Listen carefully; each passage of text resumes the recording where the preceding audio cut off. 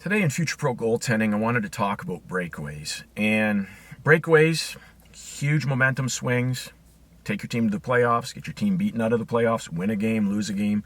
Today, breakaways on Future Pro.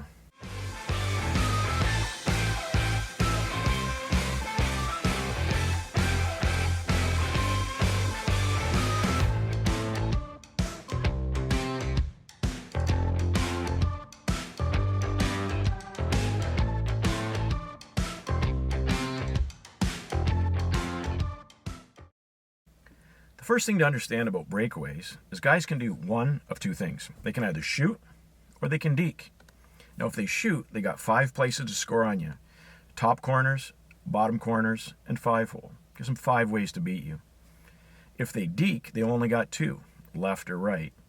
Now, since you're a thinking person, I'm sure you can understand it's probably better to try to figure out 1 or 2 options instead of 5. And there's a way that's been played on breakaways over the years that's been successful. It's called the inverted Y theory. It's been popularized by great goaltending coach Mitch Korn.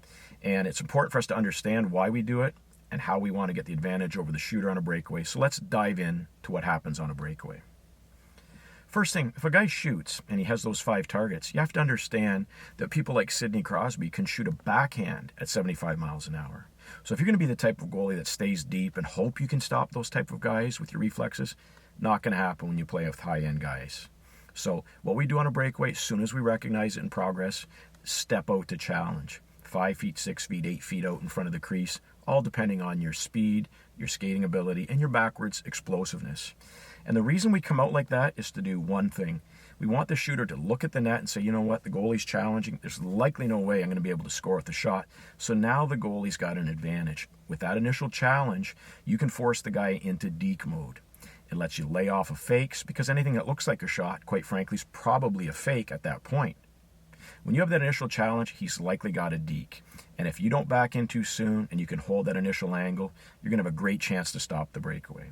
Now we know he's got a deke. The key there is not to back in too soon. So angle hesitation is the term we use to describe how long you stay out at the top of that Y on the Y theory. And it's crucial to stay there almost too long. So in the mindset of the shooter, he's like, what's this guy doing? He's out there too far. He's not backing in.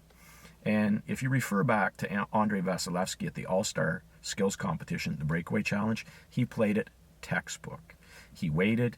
He backed in with the guy. He tried to keep that gap consistent, match the speed of the shooter's attack so that you're not backing in too soon. And that's probably one of the key breakdowns in your breakaway approach. If you back in too soon, you open up the shooting targets again and you've accomplished nothing. So a secondary benefit of the initial challenge, besides discouraging the shot, is it creates momentum. So once you do accelerate backwards explosively like a Lamborghini, what you're going to do is create great momentum. And when the guy does pull the string and try to get around you left or right, you've got momentum that you can transfer into that diagonal slide across the top of the crease one way or the other. One thing we have to have is great fake resistance. So when a guy comes in, he dips his shoulder, gives you a fake, you can't be biting on it. And your initial challenge helps you with that. Fake resistance can't really be taught. You learn the hard way. You start to study the guy's moves. One other piece of advice I give on breakaways is understanding the importance of a fake poke check. Now, we don't really want to be getting into doing full-blown poke checks on breakaway unless a guy's fully hanging off the man, and then you might have a chance with it. But on smart players, you try throwing that breakaway, puck's going to be in your net. What's great about a fake poke check is it's non-committal. So when the guy gets in 7, 8 feet out, he's looking at you like he's going to deke, shoot, whatever. Fake poke check sometimes gets the guy to get out of his go-to move and go to plan B or plan C. Anything you can do that forces the attacker to go to something other than what he wanted to do is going to increase your odds exponentially of success on the breakaway.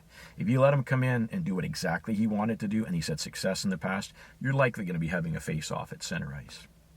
So at the end of the day, one of the main ways to play a breakaway is the inverted Y. You step out, you wait with great patience, you sift through the fakes, you back up violently, and when all the dekes and fakes happen, then you slide whichever way he pulls it. And the key there, once he does pull it, don't let him put it through you or underneath you. In our next segment, we're going to talk about a second way that you can play breakaways, and that's the Euro breakaway approach. And we'll talk about that next time and show you some good video and some technique on how to do that. Thanks for listening. Subscribe, hit the notification button. We'll talk to you soon.